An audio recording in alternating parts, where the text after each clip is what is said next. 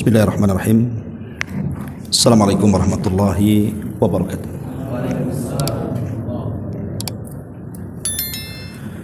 Alhamdulillah wassalatu wassalamu ala Rasulillah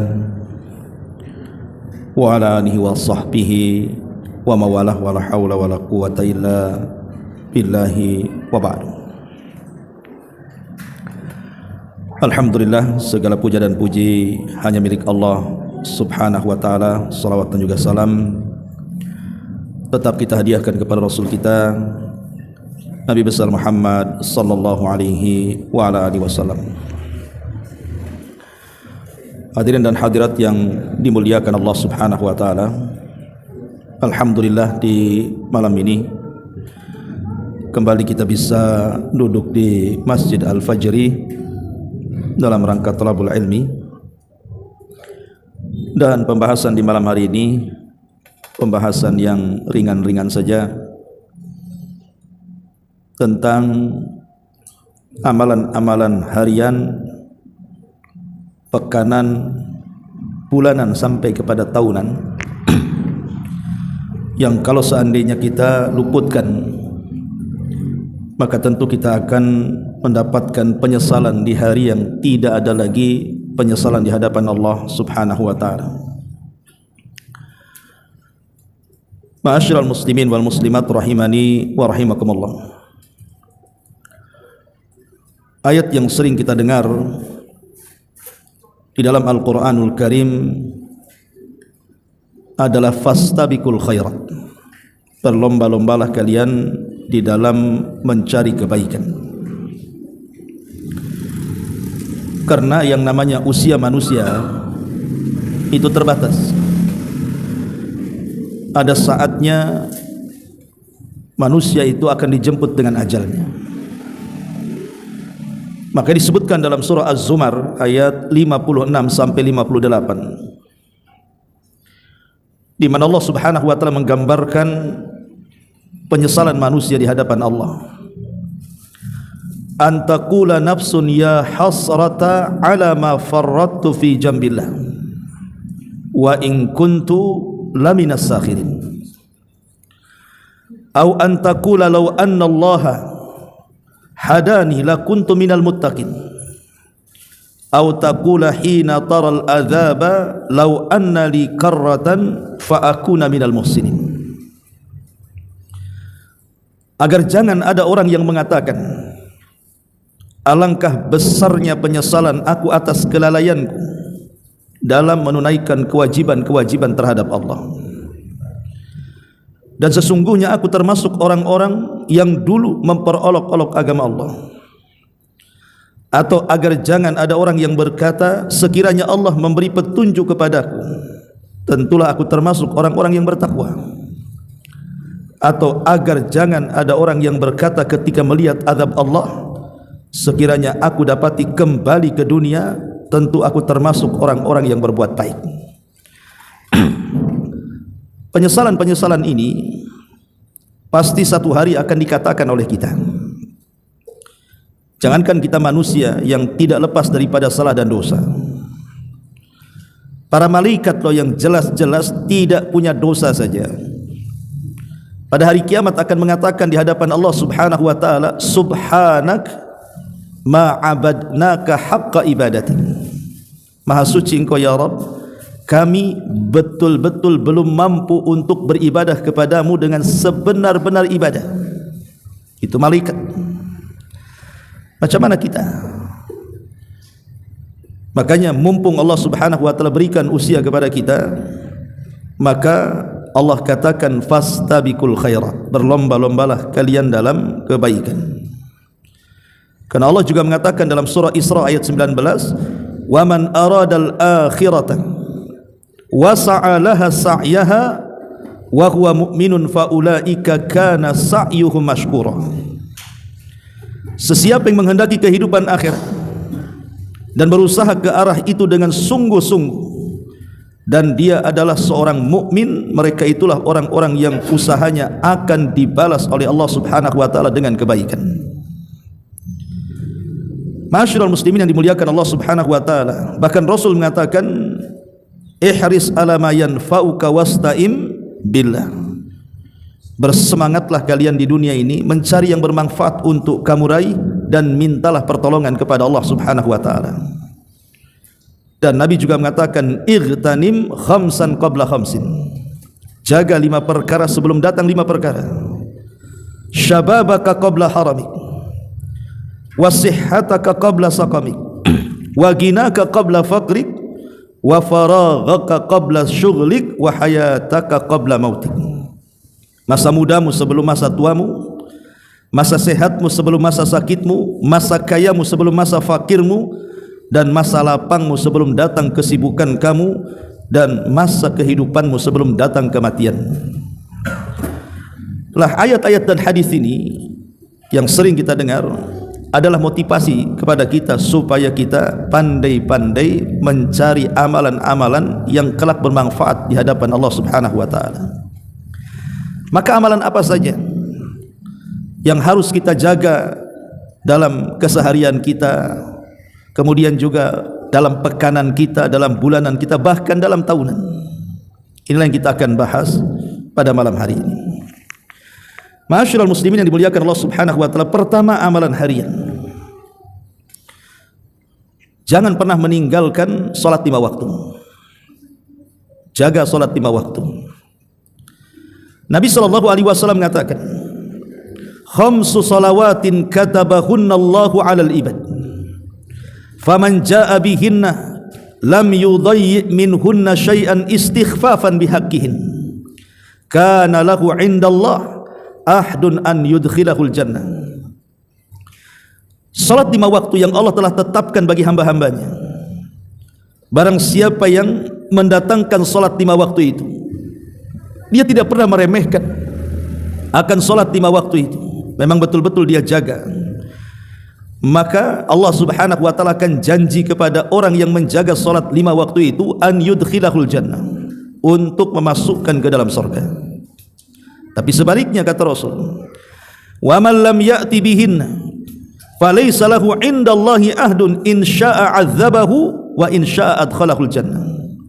Tapi siapa yang tidak menjaga salat 5 waktu itu, maka dia tidak akan dapat perjanjian yang akan menyelamatkan kita ke dalam surga. Tetapi kata Rasul, kalau Allah mau, Allah akan azab dia, atau kalau Allah mau, Allah akan ampuni dia. Lihat di sini bagaimana Nabi SAW memberikan jaminan surga bagi orang yang menjaga salat 5 waktu. Bahkan ada lebih hadis-hadis itu ancaman-ancaman berat bagi orang-orang yang tidak pernah memperhatikan salat 5 waktu. Contoh, Rasul mengatakan, man hafadha 'alaiha kanat lahu nuran wa burhanan wa najatan yaumal qiyamah, wa man lam yuhafid 'alaiha lam yakun lahu nurun wala burhanun wala najatun, wa kana yaumal qiyamati ma'a qarun wa fir'auna wa haman wa ubay ibn khalafin. Siapa yang menjaga salat 5 waktu kata Rasul, maka dia akan mendapatkan cahaya, dia akan mendapatkan bukti dan juga keselamatan pada hari kiamat. Tapi siapa yang tidak menjaga salat 5 waktu, dia tidak akan dapat cahaya, dia tidak akan dapat bukti, dia tidak akan selamat, bahkan dia akan dikumpulkan bersama Qarun, bersama Fir'aun, bersama Haman, dan bersama Ubay ibn Khalaf kata Rasul. Lihat bagaimana ancaman orang yang melalaikan salat 5 waktu. Dikumpulkan satu neraka dengan Qarun, dikumpulkan satu neraka dengan Fir'aun, dikumpulkan satu neraka dengan Haman dan Ubay ibn Khalaf. Ngeri kawan ya. Kenapa kemudian Nabi SAW mencontohkan 3 manusia durhaka ini? Pertama, Qarun. Qarun dikenal dengan apa? Dengan kekayaannya, karena biasanya kekayaan itulah yang melalaikan salat. Kemudian yang kedua, Rasul contohkan dengan Fir'aun. Fir'aun dikenal dengan kekuasaannya, karena kekuasaan itulah terkadang melalaikan salat. Kemudian Haman, Perdana Menteri Fir'aun, maka di antara yang melalaikan salat juga adalah para penjilat penguasa. Kemudian Ubay ibn Khalaf, seorang tajir pedagang, sukses dia, maka biasanya melalaikan salat juga karena sibuk mengejar dunia dengan usahanya. Inilah kenapa kemudian Nabi SAW mencontohkan 4 manusia durhaka ini yang akan dijadikan satu neraka dengan orang-orang yang tidak menjalankan solat 5 waktu. Maka amalan yang pertama, jangan tinggalkan solat 5 waktu. Sibuk apapun, tidak ada alasan untuk meninggalkan solat. Karena solat yang 5 waktu itu wajibnya itu sifatnya mutlak. Namanya wajib sifatnya mutlak itu tidak bisa gugur dengan sakit, tidak bisa gugur karena perang, tidak bisa gugur dikarenakan safar. Bahkan dalam kondisi apapun, baik aman ataupun tidak, baik sakit ataupun sehat, baik mukim ataupun safar, baik di darat ataupun di lautan, maka solat wajib itu tidak bisa ditinggalkan. Selama akalnya masih ada, maka tidak bisa ditinggalkan, kecuali kalau sudah akalnya nggak ada. Ini yang pertama. Yang kedua, amalan harian, jangan meninggalkan qiraatul Quran. Setiap hari kalau bisa baca Quran, walaupun pamannya tidak harus berjuz-juz kan begitu ya. Bacalah Quran itu walaupun 1 surat, 2 surat, surat pendek yang mungkin kita hafal atau kita ambil mushaf. Karena Nabi SAW mengatakan, man qara'a harfan min kitabillah falahul hasanatu wal hasanatu bi asyri amthaliha, la aqulu alif lam mim harfun walakin alifun harfun wal lamun harfun wa mimun harfun. Siapa yang membaca 1 huruf saja dalam Quran, maka setiap 1 huruf itu akan mendapatkan 10 kebaikan. Aku tidak katakan alif lam mim 1 huruf, tapi alif 1 huruf, lam 1 huruf, mim 1 huruf, kata Rasul. Lihat pahala orang yang membaca Quran. Dan saya kira antum punyalah hafalan-hafalan atau stok-stok hafalan surat-surat pendek, masa tak hafal? Walaupun masih setiap hari mengulang-ulang wadduha, inna a'tayna, surah al-ikhlas, muawwidhataini, tidak ada masalah. Karena membaca Quran itu sesuatu yang sangat luar biasa, yang Nabi SAW mengatakan, iqra'ul Quran fa innahu ya'ti yaumal qiyamah syafi'an li ashabi. Bacalah Quran, karena kelak pada hari kiamat dia akan menjadi syafaat bagi para pembacanya. Jadi jangan pernah meninggalkan Al-Quran, setiap hari baca walaupun tidak banyak, karena ini penyebab syafaat pada hari kiamat. Bahkan Nabi SAW menganggap orang-orang yang membaca Quran, belajar Quran, mengajarkan Quran itu manusia terbaik. Khairukum man ta'allama al-Qur'ana wa 'allama. Sebaik-baik kalian adalah orang yang belajar Quran dan mengajarkan Quran. Di zaman Nabi SAW, ikhwan, Nabi SAW itu terbiasa kalau malam itu terkadang berjalan-jalan di gang-gang kota Madinah. Dan Nabi SAW terkadang berhenti di satu rumah, yang dalam rumah itu ada orang membaca Quran. Jangan cerita zaman Nabi kan, zaman kita kecil-kecil saja di kampung, di desa itu masih terdengarlah orang baca Quran itu dari rumah ya. Kalau sekarang mana ada dangdutan yang ada ya. Yang keluar itu entah apa yang keluar suara itu. Tapi zaman dulu masih kita dengarlah baca-baca Quran dari rumah gubu-gubu, apalagi di musola-musola langgar-langgar itu. Lah apalagi di zaman Nabi. Kalau malam itu para sahabat Nabi SAW suka membaca Quran sehingga suaranya seperti tawon. Jadi satu malam Nabi SAW tiba-tiba kemudian singgah di satu rumah karena menakjubkan bacaannya. Sampai terlenanya Rasul dengan bacaan Quran oleh penghuni rumah itu. Rasul tidak sadar, berdiri lama sampai mendekati subuh. Ketika dia sadar dia sudah mau dekat subuh nih, langsung balik dia karena dia harus mengimami sholat subuh kan. Lalu selepas sholat subuh dia panggil penghuni rumah itu. Rupanya penghuni rumah itu namanya Abu Musa al-Ash'ari radhiyallahu anhu. Ya Abu Musa, kemari kamu. Kata Abu Musa, ya wahai Rasul. Kata Rasul, tahukah engkau ya Abu Musa, semalam aku berdiri di samping rumah, aku mendengarkan suara Quranmu yang indah. La sautuka kamizmar min mazamiri ali Daud. Suaramu hai Abu Musa seperti lantunan suara Nabi Daud ketika taranum Zabur. Ingat mukjizat Nabi Daud itu, dia diberikan suara yang sangat banyak.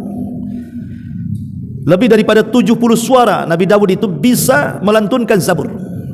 Dan setiap satu suara ke suara berikutnya itu semakin indah, semakin indah, semakin indah. Sampai burung-burung, gunung-gunung itu ikut bertasbih. Itulah mukjizatnya Nabi Daud itu. Jadi Nabi SAW memuji Abu Musa, suaramu seperti Daud katanya. Kata Abu Musa, ya Rasul, kalau aku tahu engkau ada di samping rumahku, maka aku akan indahkan lagi. Itu belum seberapa itu. Lihat bagaimana para sahabat Nabi SAW semangat untuk membaca Quran, maka jangan meninggalkan Al-Quran. Ini amalan kedua. Amalan ketiga, Qiyamul Lail. Kalau memang bisa kita mampu melaksanakan Qiyamul Lail, walaupun mungkin tidak tiap hari, ya waktu-waktu mungkin 2-3 hari sekali. Yang penting ini amalan pekanan, amalan harian harus adalah kan begitu. Karena bagaimanapun Qiyamul Lail itu ikhwatu fiddin itu mewariskan keikhlasan. Mau ria sama siapa orang yang sholat malam itu ikhwan? Nggak ada. Mau ria sama siapa? Antum bangun sendirian, kecuali antum live lain. Sebelum takbir antum buka TikTok dulu ya lah. Tapi kalau antum tidak buka handphone, antum sholat di saat manusia sedang tertidur, ini mewarisi keikhlasan namanya. Karena tidak ada yang tahu kecuali dia dengan Allah Subhanahu wa taala saja kan. Kemudian juga yang kedua, tafakur di malam hari itu lebih berasa dibandingkan tafakur di siang hari. Kemudian juga yang ketiga, akan ada pengaruh kepada akhlak dia saat bermuamalah dengan manusia. Beda orang yang bermuamalah kalau dia tukang sholat malam dengan orang yang tidak sholat malam, itu akan beda kita ini menghadapi orang. Karena orang yang sholat malam itu jiwanya baik kata Nabi. Kemudian juga di waktu itu memang tempatnya kita bertobat kepada Allah kan. Ingat hadis tentang nuzul turunnya Allah ke langit dunia. Kemudian Allah mengatakan, siapa yang berdoa ku kabulkan, siapa yang minta ku kasih, siapa yang istighfar ku ampuni dosa-dosanya. Jadi memang waktu malam itu adalah waktu yang tepat untuk istighfar, untuk bertobat kepada Allah Subhanahu wa taala. Bahkan lebih daripada itu, Qiyamul Lail itu termasuk sifat daripada sifat-sifat penduduk surga. Sebagaimana disebutkan dalam surah Al-Imran ayat 15 sampai 17 kan, as-sabirina was-sadiqina wal qanitina wal munfikina wal mustaghfirina bil ashar. Ada kalimat wal mustaghfirina bil ashar. Mereka orang-orang yang beristighfar di waktu sahur. Itulah salah satu sifat dari sifat-sifat penghuni surga. Ma'asyiral muslimin wal muslimat rahimani wa rahimakumullah. Ini amalan-amalan harian. Kalau bisa jangan pernah meninggalkannya. Jaga salat 5 waktu. Kemudian jaga Al-Quran, kemudian jaga Qiyamul Lail, kemudian jaga zikir. Ya, zikir tentu pagi petang kan ada zikir itu. Zikir ini dalam sehari macam-macam zikir kan. Zikir setelah sholat, zikir pagi petang, zikir sebelum tidur. Jadi banyak zikir-zikir itu. Karena Nabi SAW pernah ditanya oleh seorang sahabat Nabi SAW tentang seorang laki-laki yang bertanya kepada Rasul, ya Rasulullah, Inna syara'i al-Islam qad kathurat alayya. Rasul, syariat-syariat Islam itu sudah banyak saya kerjakan. Saya sudah melakukan ini, melakukan itu, macam-macam saya lakukan. Kemudian orang ini mengatakan, fa akhbirni bi syai'in atashabbathu bihi. Maka habarkan kepadaku tentang sebuah amalan yang aku terus-terusan tidak bisa terus-terusan untuk mampu mengamalkan amalan itu. Kira-kira apa amalan yang bisa dilakukan terus-terusan? Kalau sholat kan nunggu waktu, zuhur ke asar, asar ke maghrib kan ada waktunya. Puasa juga ada waktunya, nunggu Senin Kamis ya. Kemudian juga haji apalagi gitu, nunggu banyak duit dulu. Jadi sahabat ini minta amalan yang bisa terus-terusan dilakukan sama dia, yang tidak mengenal tempat, tidak mengenal waktu, tidak mengenal usia gitu ya. Bisa dilakukan siapa saja, anak kecil, orang remaja, dewasa, tua, perempuan, laki-laki, sehat, sakit, safar, mukim, pokoknya semua orang bisa melakukannya. Maka Rasulullah SAW mengatakan, la yazalu lisanaka ratban min dzikrillah. Maka jangan berhenti lisanmu untuk basah dari zikir kepada Allah Subhanahu wa taala. Inilah amalan ringan tapi pahalanya segudang. Itulah zikir kepada Allah Subhanahu wa taala. Ma'asyiral muslimin wal muslimat rahimani wa rahimakumullah. Dan yang terakhir tentunya, karena setiap saya, antum atau siapapun, saya kira antum pasti punya handphone. Tidak mungkin tidak punya handphone. Zaman sekarang nggak punya handphone kampungan lah. Sekarang hampir semua punya handphone, 1 orang 2 pula handphonenya. Ada yang 3, ada yang 4. Apa dia sedang jual handphone saya tak tahu. Tapi yang jelas bahwa hampir tidak ada manusia di zaman sekarang kecuali tangannya ada handphone. Maka biar handphone ini bermanfaat dan mendatangkan pahala setiap hari. maka share-lah yang baik-baik. Kalau hendak menulis, tulislah dakwah di dalamnya. Kalau mau copy paste, ya copy paste dakwah di dalamnya. Artinya dengan wasilah handphone itu kita bisa menyebar kebaikan sebanyak-banyaknya dengan berdakwah lewat handphone. Bisa berdakwah lewat handphone. Ya siapa tahu coba kalau kita share di Facebook, kita share di Instagram, di YouTube atau di TikTok atau apalah namanya aplikasi dalam handphone itu. Entah ada yang baca akhirnya terpengaruh, entah ada yang mendengar akhirnya kemudian semangat ibadah. Kita tidak tahu. Ya. Sementara Nabi SAW mengatakan, man da'ila hudan kana lahu minal ajri mithlu ujuri man tabi'ahu la yanqusu min ujurihim syai'ah. Siapa yang mengajak manusia ke dalam hidayah, kemudian dia akan mendapatkan pahala dan pahala orang yang mengikutinya tanpa mengurangi pahala mereka sedikit pun. Kita tidak ada yang tahu, gara-gara bacaan kita orang sadar, gara-gara ucapan kita orang sadar kan. Karena menyebar sesuatu yang sifatnya mudah sampai ke orang itu hari ini hanya lewat handphone. Lewat apa lagi? Dan Rasul mengatakan kepada Ali radhiyallahu an, fa wallahi la an yahdiyallahu bika rajulan wahidan khairun laka min humrin na'am. Ya Ali, demi Allah, kalau sekiranya lantaran lisanmu satu orang dapat hidayah, itu lebih baik dibandingkan unta merah. Maksudnya unta merah itu kendaraan yang paling mahal di zaman itu. Nah, sebutkan kendaraan yang paling mahal di zaman sekarang.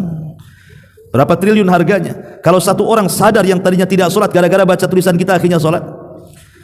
Atau orang-orang yang jarang ngaji, akhirnya ketika baca tulisan kita akhirnya semangat ngaji, sadar dengan dosa-dosanya, maka dia akan dapat pahala besar. Maka ini juga amalan harian. Kalau memang kita tidak bisa lepas dari handphone, maka gunakan handphone itu untuk berdakwah. Ajak manusia ke jalan Allah Subhanahu wa taala, karena pahala orang yang berdakwah itu tanpa batas, ikhwan. Itu kan sifatnya multi level pahala. Semakin banyak orang sadar, semakin banyak pahala yang didapatkannya. Ini amalan harian. Ya banyak lagi amalan yang lainnya. Ini kan kita mengambil amalan-amalan penting saja. Kemudian yang kedua, amalan pekanan atau mingguan. Pertama, jaga sholat Jumat. Nabi SAW mengatakan, as-salatul khamsu wal jum'ati ilal jum'ati kafaratun lima bainahunna ma lam tughshal kabair. Sholat 5 waktu, kemudian sholat Jumat ke Jumat berikutnya adalah sebagai kafarah penggugur dosa di antara keduanya, selama dia berusaha meninggalkan dosa besar. Dalam riwayat Nabi SAW mengatakan, man igtasala thumma atal jum'ata fa shalla ma qaddara lahu. Barang siapa yang mandi di hari Jumat, kemudian dia berangkat Jumat, kemudian dia sholat mutlak. Sholat mutlak itu sholat 2 rakaat salam sampai khatib naik mimbar. Ya. Kemudian kata Nabi SAW, thumma ansat, kemudian dia diam hatta yafragha min khutbatihi, sampai khatib selesai khutbah. Dari mulai khatib naik sampai selesai dia diam. Thumma yusalli ma'ahu, kemudian salat bersama imam. Ghufira lahu ma bainahu wa bainal jum'atil ukhra, maka dosanya akan diampuni sejak Jumat kemarin sampai Jumat hari ini kita lakukan. Jadi antara Jumat ke Jumat itu dosa-dosa kita akan digugurkan. Kan luar biasa, teman. Tapi syaratnya ya tadi, mandi, jangan tak mandi. Ya. Kemudian juga dia berpagi-pagi, kemudian sholat sunnah mutlak, kemudian dia sergap dengan khatib dan imam, kemudian sholat bersama imam, maka itulah pahala Jumat ke Jumat itu akan menjadi penggugur dosa. Luar biasa, ya.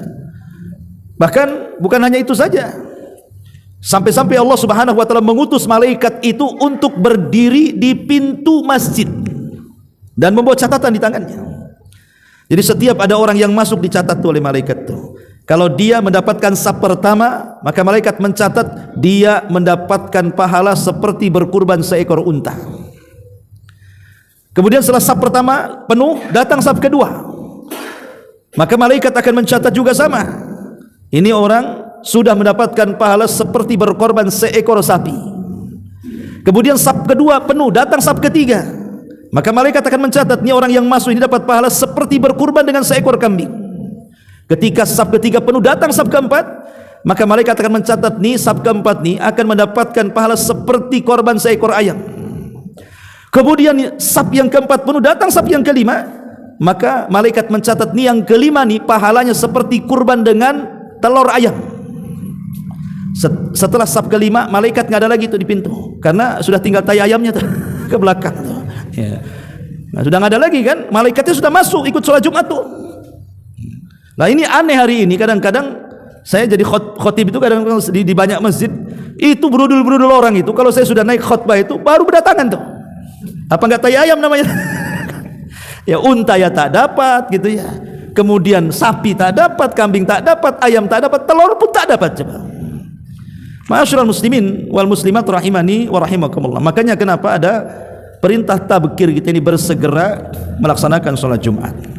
Karena berangkatnya saja sholat Jumat itu sudah pahalanya besar. Setiap langkah-langkah kaki menghapus dosa, mengangkat derajat, itu baru langkah kakinya tuh. Belum lagi kemudian keutamaan sholat Jumat itu sendiri.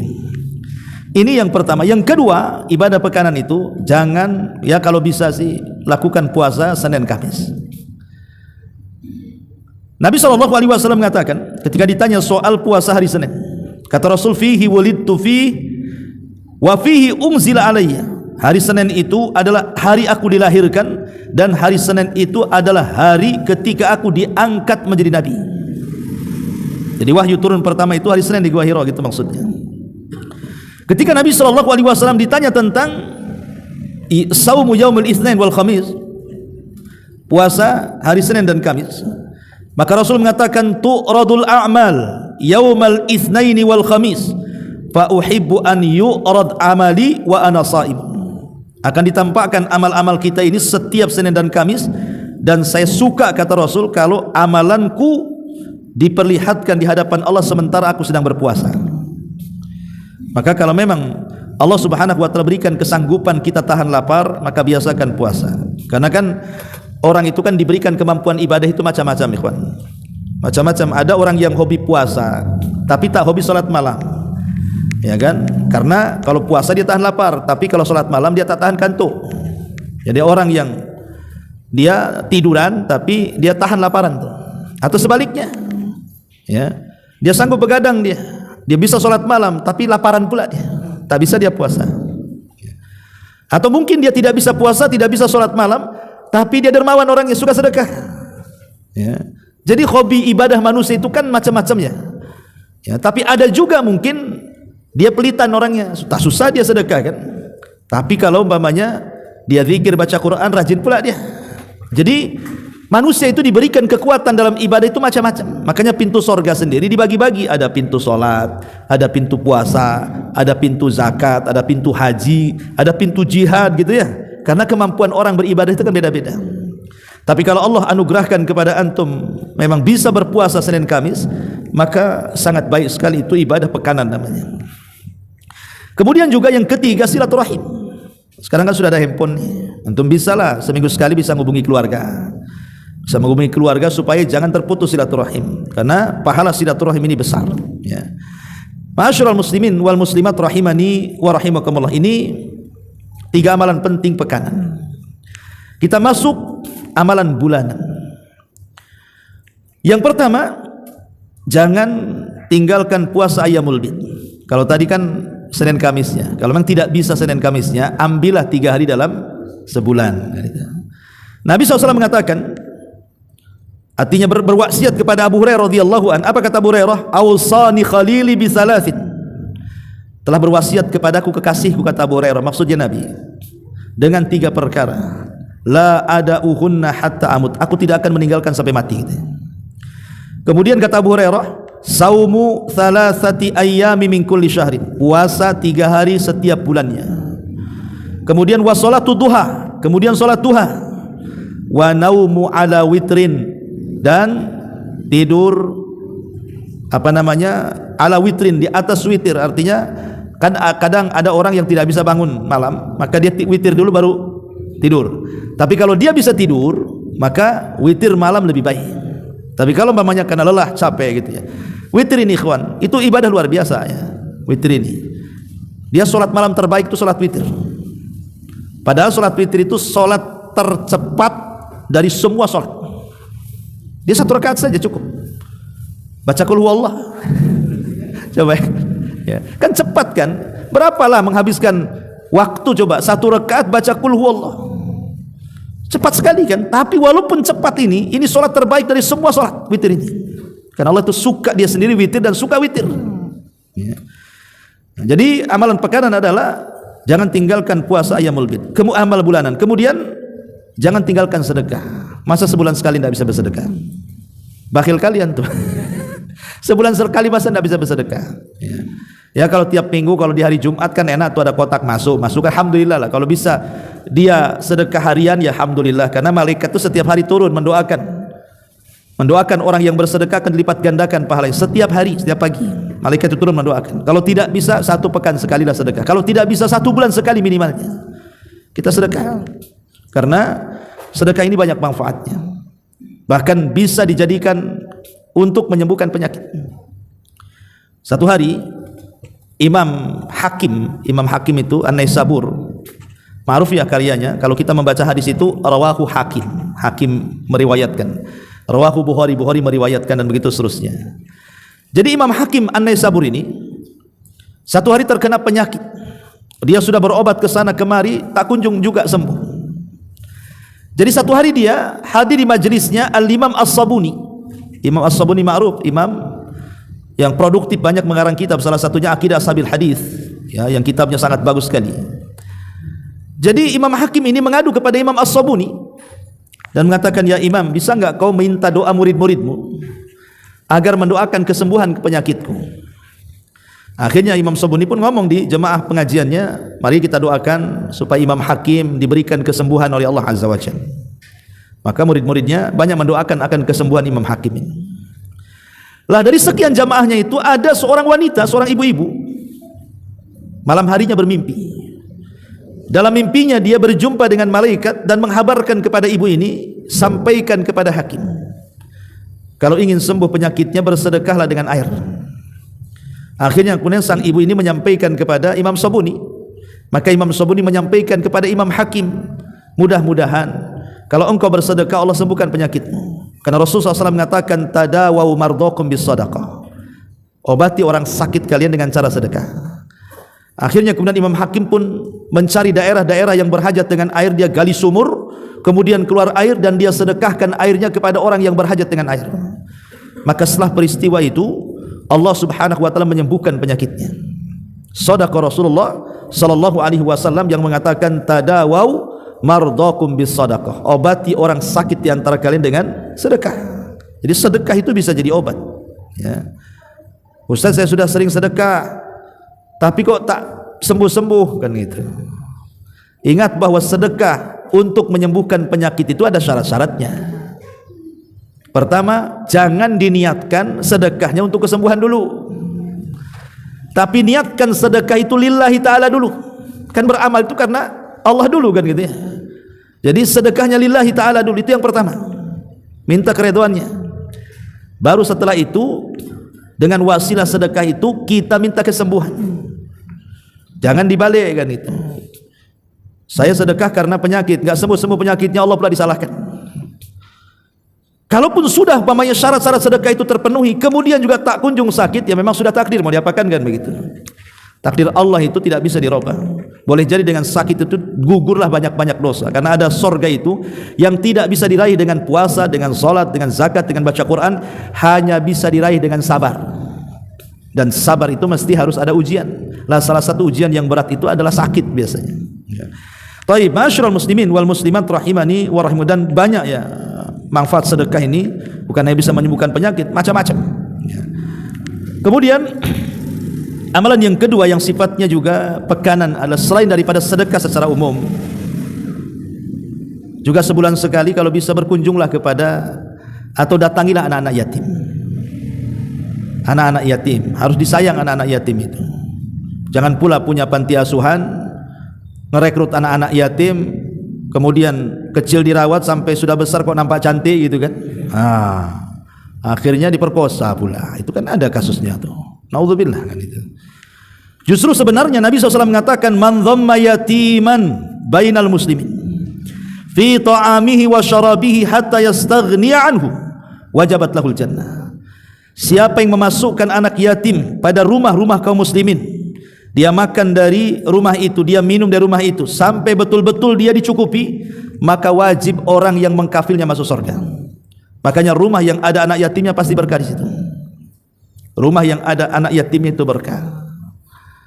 Makanya antum yang bujangan cari janda yang punya anak, nikahi dia. Nah, itu sekalian dapat ibunya, mengkafil juga anak yatim. Anda mau Ustaz, saya mau yang kaya katanya. Ya. Jadi begitu cara mengkafilnya, tidak harus menikahi ibunya. Tapi kalau ingin seperti itu juga pernah dilakukan Nabi. Cara mengkafil anak yatim kan macam-macam. Salah satunya dengan menikahi ibunya. Seperti yang terjadi kepada Rasul ketika menikahi siapa? Ummu Salamah. Ya kan? Ummu Salamah ini anaknya banyak. Suaminya meninggal Abu Salamah ini. Dan kehidupannya memang susah. Anaknya banyak, hidupnya susah, dan dia seorang janda. Dan ketika meninggal Abu Salamah, Ummu Salamah terpukul berat. Sementara tidak ada laki-laki yang lebih dicintai bagi dia menurut Ummu Salamah adalah Abu Salamah. Sampai banyak sahabat melamar dia, ditolak dia. Alasannya bahwa tidak ada laki-laki yang paling saya cintai kecuali Abu Salamah. Kalau akhwat hari ini ya nggak ada lah. Kalau antum mati, kawin lagi Ustaz. Intinya bahwa Nabi SAW akhirnya melamar Ummu Salamah kan. Kemudian Ummu Salamah ketika itu sebenarnya mau nolak ya, dengan cara halus, sehingga dia mengatakan, ya Rasulullah, gadis-gadis itu banyak, kenapa milih aku? Aku kan sudah tua katanya. Kemudian yang kedua, aku ini wanita pencemburu, sementara istrimu banyak wahai Rasul. Kemudian yang ketiga, kata Ummu Salamah ini, apa yang ketiga? Pertama, anakku banyak, usiaku sudah tua, dan aku wanita pencemburu. Tapi Nabi SAW meyakinkan tiga perkara ini. Kata Rasul, adapun usiamu sudah tua, aku juga sudah tua kan katanya. Sama-sama tua, apa masalahnya? Oh, sekarang kan mana mau antum. Yang tua cari yang muda lah kan itu. Walaupun yang bangka pun tetap aja cari yang muda. Kemudian kata Nabi SAW, adapun anak-anakmu, anak-anakku. Artinya kalau antum menikahi janda yang punya anak, jangan mau ibunya saja, harus mau juga anaknya. Anak-anakmu adalah anak-anakku kata Rasul. Jadi jangan dibedakan. Adapun sifat pencemburumu kata Nabi SAW, aku akan berdoa kepada Allah semoga Allah hilangkan. Akhirnya Nabi berdoa kepada Allah untuk menghilangkan sifat cemburunya Ummu Salamah, betul-betul hilang. Dia tidak punya cemburu lagi, sehingga dia satu-satunya istri yang paling berakal. Kalau istri yang lain cemburuan, Aisyah, Hafsah cemburuan, Ummu Salamah tidak. Makanya dia wanita satu-satunya berakal tuh di antara istri si Nabi itu. Kalau ada masalah mesti dia yang diutus. Antum tahu doanya? Doanya antum tahu? Ya. Kalau tahu anak kasih tahu kan gitu. Teman anak tak tahu juga itu masalahnya. Karena riwayatnya begitu saja kan. Rasul berdoa tapi lafadznya enggak jelas kan itu ya. Taib. Intinya bahwa Rasul menikahi Ummu Salamah kemudian mengkafil anak-anaknya. Itulah bentuk kafilul yatim namanya. Mengkafil anak yatim itu dengan cara menikahi ibunya. Kemudian dirawat anak-anaknya. Ini kesempatan dapat ibunya juga bisa menjadi kafil yatim. Dan Rasul mengatakan ana wa kafilul yatim fil jannati kahataini kata Rasul. Saya dan para pengkafil anak yatim di sorga seperti ini, saking dekatnya. Ya. Ataupun kalau tidak menikahi ibunya tidak ada masalah. Kita ambil anaknya saja sampai dia balik. Bu, ibu kan susah hidupnya, biarlah anak ibu itu sama kami. Nanti kalau setelah anak ini dewasa balik, kami kembalikan. Karena Rasul mengatakan la aitama ba'dal bulug, tidak dinyatakan yatim kalau sudah balik. Jadi batas anak yatim itu sampai balik. Baliknya laki-laki 15 tahun, baliknya wanita 9 tahun. Artinya kalau antum mengambil bayi anak yatim, kemudian antum hidupi mereka, cukupi mereka, baik kehidupan badan, ruh ataupun sekolahnya, sampai dia balik, berarti antum sudah mengkafil anak yatim. Karena kalau sudah di atas balik, posisinya bukan yatim lagi walaupun ayahnya meninggal. Boleh jadi kalau dia susah ya kita katakan fakir, kita katakan miskin kan itu. Kalau kita tetap menolong berarti bukan menolong anak yatim tapi menolong orang miskin, beralih dia pahalanya ya.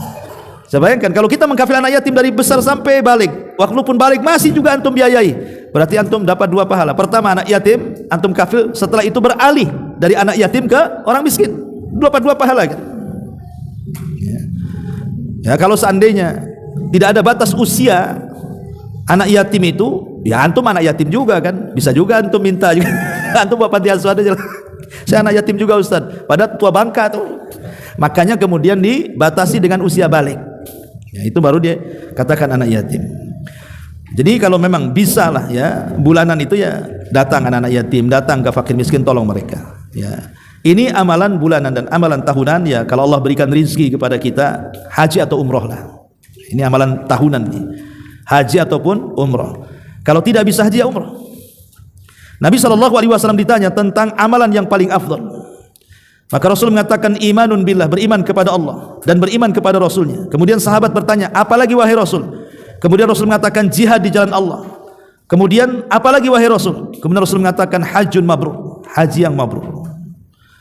Dan syarat haji yang mabrur itu ada 5. Kalau anda ingin haji dan ingin mabrur hajinya, pertama berangkat dari harta yang dihalalkan, bukan harta hasil korupsi ya, ataupun hasil dari judi online. Kemudian yang kedua, an yabta'ida anil fiski wal ithmi wal jidali fi. Ketika pelaksanaannya jauhi kefasikan, jauhi dosa dan jangan berdebat. Kemudian yang ketiga, an ya'tiya bil manasik wifqa sunnatin nabi. Hendaklah belajar manasik haji yang sesuai dengan sunnah Nabi. Jangan aneh-aneh. Ya, karena biasanya orang berangkat haji karena enggak ada ilmunya, akhirnya terkadang melaksanakan manasik itu jauh daripada sunnah. Harusnya melempar batu malah sendal dilempar. Ya. Kemudian juga yang keempat, an yura'i bihajjihi, alla yura'i bihajjihi bal yukhallisu fihi li rabbih. Jauhi riya dengan hajinya itu. Makanya sering saya katakan bahwa yang kurang di negeri kita ini saat melaksanakan haji adalah bimbingan manasik haji, terutama soal niat. Soal niat tuh. Makanya kita lihat coba habis orang haji kemarin itu kan dari jemaah mana itu, jemaah Makassar atau mana gitu kan. Itu pulang haji didandani. Ada yang emasnya berkilau-kilau ya, dari leher sampai kaki dipasang. Apa tujuannya? Orang turun dari pesawat itu kan harusnya pakai pakaian yang sederhana, yang syar'i kan gitu, bukannya bermegah-megah.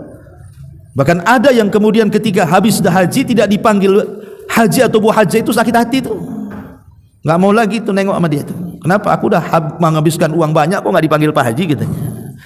Jadi banyak faktor, makanya kalau ingin haji mabrur tinggalkanlah. Kalaupun seandainya kita tidak ada niat dipanggil haji, tiba-tiba ada yang memanggil Pak Haji, itu namanya busyrul ajil kata Rasul. Itu kabar gembira yang disegerakan di dunia. Tapi bukan karena keinginan kita meminta dipanggil itu maksudnya. Yang masalahnya kita belum haji dipanggil Pak Haji senang pula. Gara-gara antum pakai peci putih masuklah ke pasar sini. Ini pedagang ini pandai supaya antum beli. Ya, ji katanya.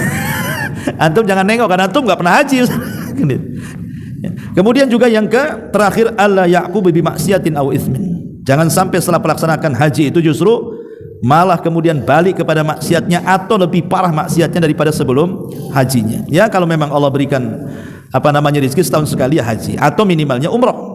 Karena Rasul yang mengatakan al umratu ilal umrah kafaratun lima bainahunna idajtunibatil kabair. Umrah ke umrah juga bisa mengkikis dosa. Bisa mengkikis dosa antara umrah ke umrah berikutnya. Itu kalau Allah berikan rezeki kita bisa umrah tiap tahun, alhamdulillah. Ya. Tapi yang penting pernah haji, karena kan yang wajib satu kali. Pernah umrah karena yang wajib satu kali. Berarti kalau haji berkali-kali atau umrah berkali-kali, itu yang berkali-kali sunnah saja. Kalau memang ada yang lebih urgent daripada itu, umpamanya menolong fakir miskin, umpamanya saya sudah umrah tapi ada dana lagi untuk umrah, tapi ada tetangga yang miskin yang butuh pertolongan kita, maka sebaiknya mana yang lebih utama didahulukan kan itu. Jangan memikirkan diri sendiri saja. Nah di sini inilah amalan-amalan yang sederhana yang sifatnya harian, pekanan, kemudian bulanan dan tahunan, yang kalau seandainya kita luputkan ini sangat sayang. Ya, ini karena amalan-amalan yang sering kita dengar ini sebenarnya ini amalan-amalan penting yang kalau orang itu meninggalkannya bisa menyesal nanti di hari yang tidak ada penyesalan di hadapan Allah Subhanahu wa taala. Wallahu a'lam bishawab. Subhanaka wa bihamdika asyhadu an la ilaha illa anta astaghfiruka wa atubu ilaik. Allahu taala alam. Assalamualaikum warahmatullahi wabarakatuh.